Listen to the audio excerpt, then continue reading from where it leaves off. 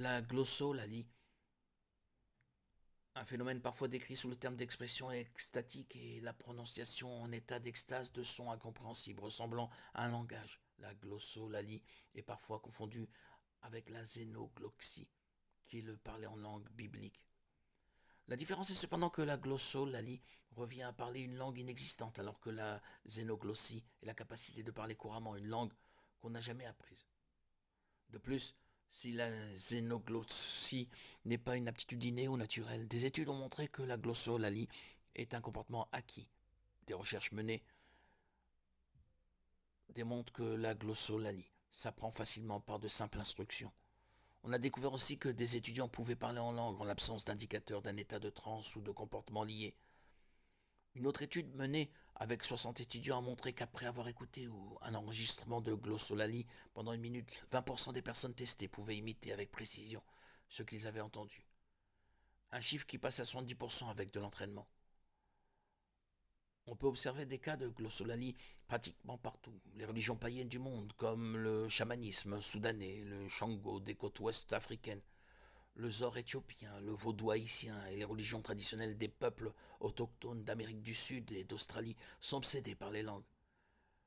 Les murmures et baragouinements, interprétés comme l'expression mystique profonde d'hommes saints, sont une pratique ancienne. La glossolalie revêt deux aspects principaux. D'abord, le sujet parle ou murmure en exprimant des sons qui ressemblent à un langage.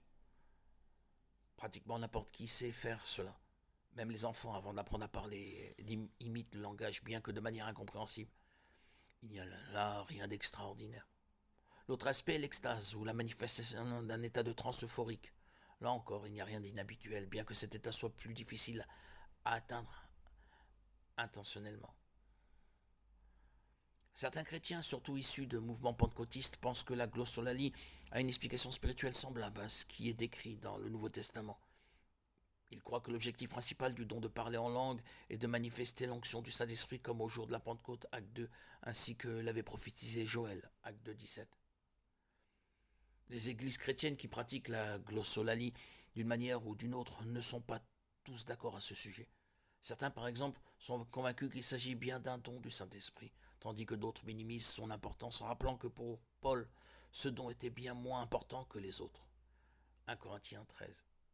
Il y a aussi celles qui veulent avant tout éviter toute division dans l'Église à ce sujet et ne l'abordent donc pas du tout, ou bien la considèrent comme une simple expérience psychologique.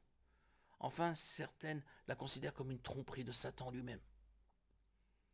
Des langues diverses et variées sont parlées partout dans le monde, mais l'expression extatique ou parler en langue n'en font pas partie.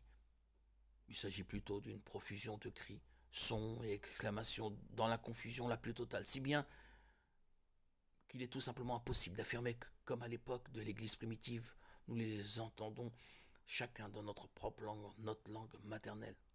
Acte 2.8. Pour résumer, la pratique de la glossolalie ne correspond pas au don biblique du parler en langue. L'apôtre Paul a dit clairement que ce don était d'abord un signe pour les incroyants destiné à l'annonce de la bonne nouvelle de l'évangile de Christ. 1 Corinthiens 14, 19.